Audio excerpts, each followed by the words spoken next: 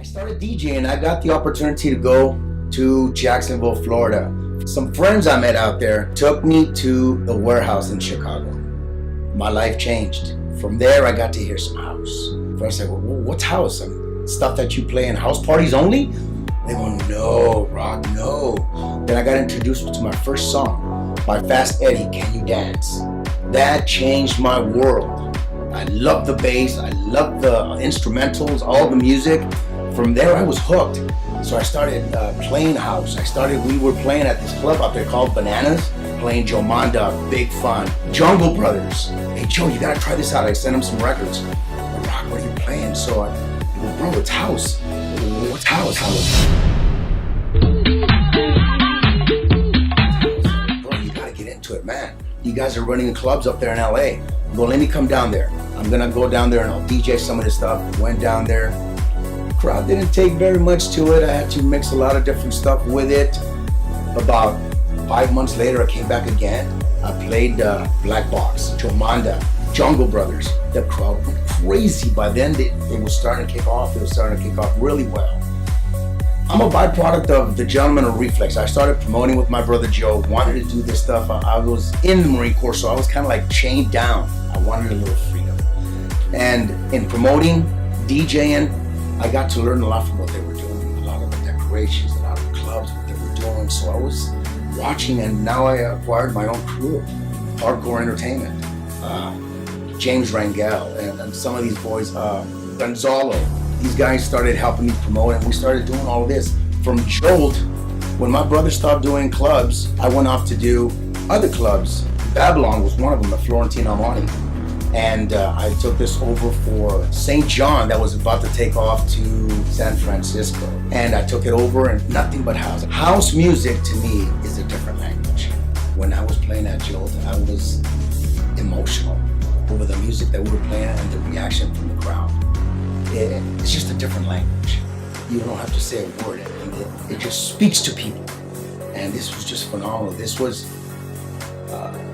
I had gotten divorced before, right after the Gulf War. This was my wife. This was my lady. This is what I was connecting with now. I didn't need anything else. So this was it for me. So I was happy. I was living it up. From there, hey, I just kept it going. The love for music. We did Babylon, all house. From there, Louis Romo approached me about doing Peppers. And I go, we gotta do 18 and over. I'll do it with that condition. We'll do 18 and over. First time ever, 18 and over at Peppers. I got together with Jose, the manager, and they go, well, I don't know if it's gonna work. And I go, let's give it a shot. Went in there with Hardcore Entertainment. They go, it's a trial basis. We'll do it for one night. Okay, fantastic. That night went so well. We did nothing but house. Set up some cages, set up some of my dancers. And I go, well, we don't know what to do. I go, well, let's do it again. Brought out the old flyers. Hey, bring that flyer. 2 for 1 next week. 2 for 1 next week. Tuesday nights. It blew up so hard, man. I did nothing but house. And Tuesday nights, 1,000 people waiting outside on a Tuesday night at 1 in the morning. It was phenomenal. Then we changed it up a little bit. Started playing a little bit of disco, some 70s. But it was just an amazing, it was the environment. People wanted to come have some fun midweek on a Tuesday night. Well, that's kind of unheard of. What did you think of Club Jolt at the time? Jolt was the bomb. I'll never forget Jolt. The rave chamber, the 3rd floor, the ceiling used to come down. And the IntelliBeams were there almost to where you can touch it, just enough to where you wouldn't hang from it. The sound system was amazing, and we would add more bass cabinets. It was just an earthquake, and it was beautiful. I'm telling you, I would get emotional playing. It was just so beautiful. And at that time, we also brought in my friend at Jolt, Al Fresh, which were the guys that were with me in Florida. Now we said, hey Al, check this. Let's do what we were doing out there. Let's go on 4 turntables, bro. He's over there, I'm here. We didn't have to talk. It was beautiful. Backspins, overlapping, remixes, and it was beautiful, and people loved it. What were you guys playing? We were playing house. All house. We were playing all house on 4 turntables. I would start off with some techno, because techno was really, and then we'd go into some house, go in and out, and it was beautiful.